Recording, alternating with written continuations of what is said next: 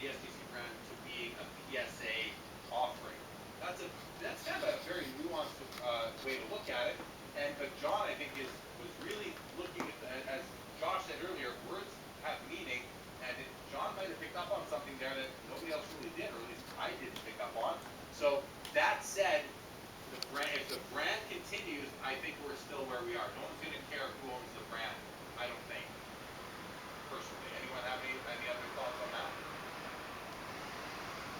No. So I'll hop in really quick. So I interviewed Peter way back when this first happened, and the interesting aspect that he explained to me was that he didn't think, at the time, and of course, people aren't going to be super insightful when these things first happen.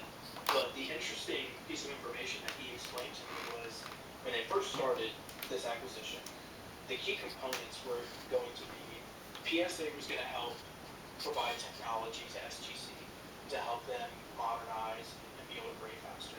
SGC was going to provide resources in terms of like vintage knowledge to help bolster what PSA was already doing.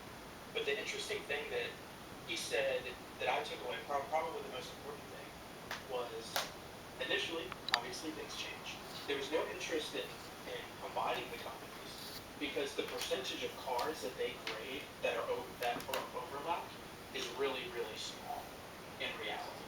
Like the cards that people are holding in SGC outside of the Grail cards